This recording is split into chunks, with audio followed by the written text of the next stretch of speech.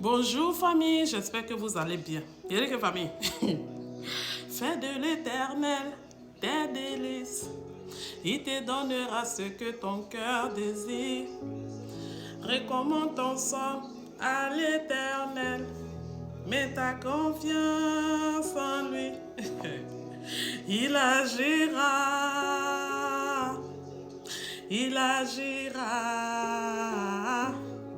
Il agira, mon frère.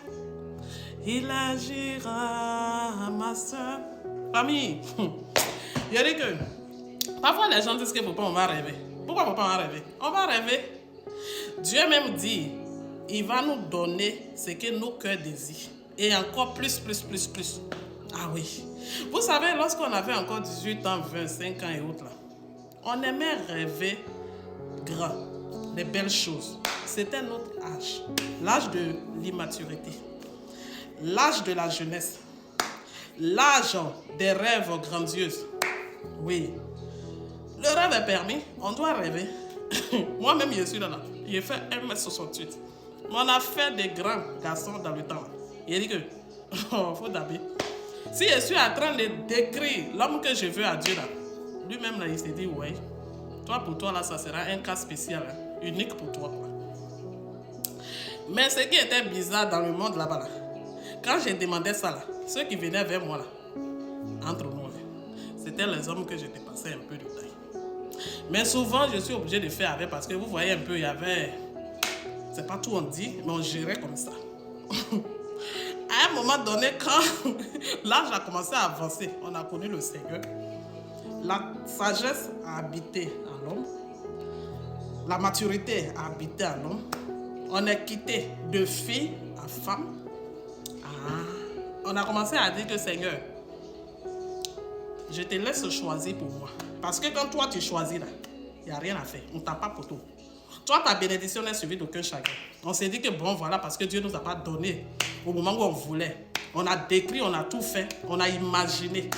On a même dessiné dans notre esprit. Mais zéro. Donc, à un moment là, Seigneur, donne-moi ce qui est bon pour toi. Mais ce qu'on oublie, c'est que ce qu'on avait dit au départ, c'était avec nos cœurs. C'est-à-dire que tous ces, comment on appelle, tous ces, comment je peux appeler ça encore? Tout ce qu'on a eu à dire lorsqu'on était jeune, on a décrit tous ces dessins qu'on a imaginés dans notre esprit là. Dieu a déjà écrit ça parce qu'en ce moment, on était sincères. Mais le seul problème, c'était quoi? On était encore immature. On était encore filles. On n'avait pas encore compris ce qui était fondamental. Ce qui était, plus important, en fait. Donc, Dieu, lui, il a écrit, il a noté, il a gardé. Et que tu commences à dire, Seigneur, je te laisse faire mon choix. Parce que je sais que ta bénédiction est suivie d'aucun chagrin. Il dit que, un coup, l'homme qui vient maintenant, que Dieu va t'envoyer pour te marier, tu commences à voir son caractère.